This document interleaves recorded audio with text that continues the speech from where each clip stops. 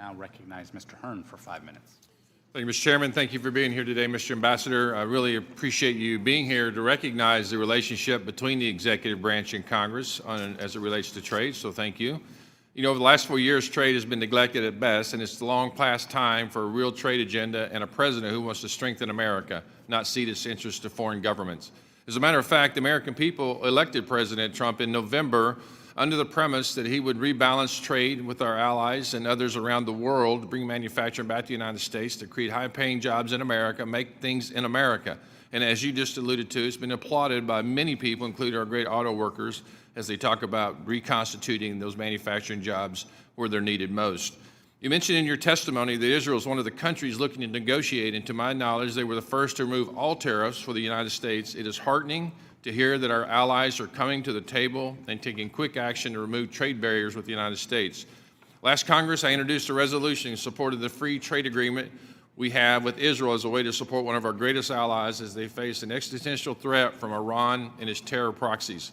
I appreciate President Trump's strong support of Israel, and I hope that this first step by Israel to move to a zero tariff policy will lead the way to an even stronger trade and economic relationship between our two countries. Trade policy should reflect not only economic interests, but also national security and ideological alignment. Strengthening relationships with allies who share American values is essential to reducing reliance on adversarial nations. Mr. Ambassador, how can we ensure our trade policies prioritize strategic allies like Israel and Taiwan who share American values and are willing to join us in enacting common policies to counter our adversaries? Thank you, Congressman. I'm happy to report that Sunday night I had a meeting with Prime Minister Netanyahu about this very issue, and the Taiwanese have also reached out.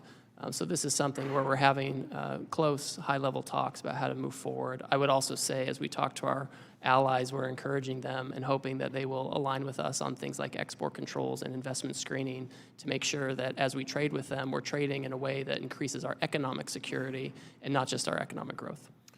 We know calculations are going on and into the reciprocal tariffs, include more than just tariffs other countries place on the United States.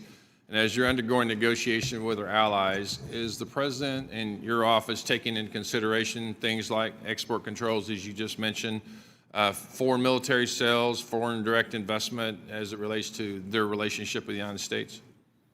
So we certainly consider those things and appreciate them. Remember, with foreign direct investment, because they export so much to us, they have all these hard dollars, and the best place to put them is here. And so that's kind of a natural outgrowth.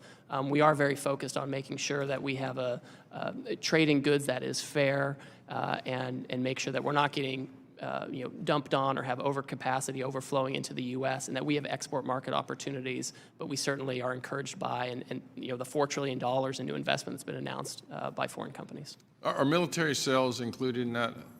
So that's a good question. We've thought about that. When you look at the trade numbers, I think foreign military sales, official ones, don't normally show up in those trade numbers. But I know that's been raised by several of our allies, and of course we want our technology to be the technology that allies are using.